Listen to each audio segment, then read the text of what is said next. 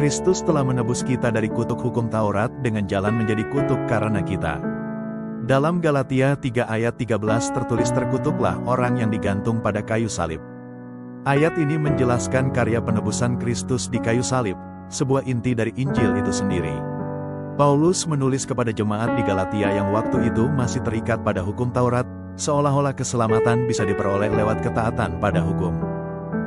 Namun di sini Paulus menegaskan, keselamatan bukan hasil usaha manusia, tetapi anugerah Allah melalui Kristus.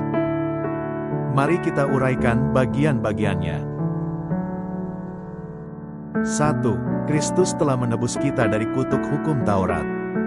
Hukum Taurat adalah kudus dan benar, tapi juga keras. Siapapun yang gagal menaatinya sepenuhnya, akan berada di bawah kutuk.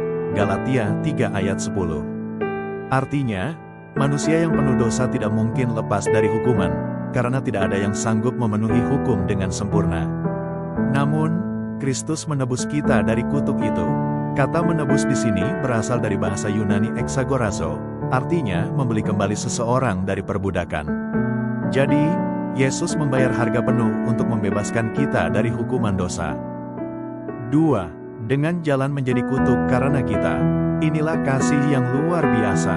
Yesus sendiri menjadi kutuk, artinya Ia mengambil tempat kita sebagai orang berdosa, dan menanggung semua murka Allah yang seharusnya jatuh atas kita.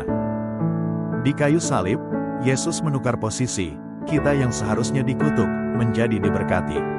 Ia yang suci, menanggung kutuk supaya kita dibenarkan. Inilah yang disebut pertukaran ilahi, divine exchange, dosa kita ditimpakan kepadanya, dan kebenarannya diberikan kepada kita. 2 Korintus 5 ayat 21. 3. Terkutuklah orang yang digantung pada kayu salib.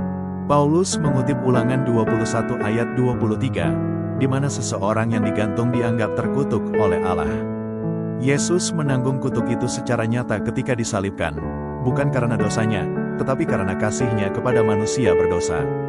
Makna bagi kita hari ini, Galatia 3 ayat 13 mengingatkan bahwa Yesus sudah menanggung kutuk dosa kita. Tidak ada lagi penghukuman bagi mereka yang ada di dalam Kristus, Roma 8 ayat 1. Kita tidak hidup di bawah hukum, tapi di bawah kasih karunia. Bukan karena kebaikan kita diselamatkan, tapi karena kasih dan pengorbanannya. Salib bukan kutuk, tapi bukti kasih. Di kayu salib, kutuk berubah menjadi berkat, penderitaan menjadi kemuliaan, dan kematian menjadi kehidupan.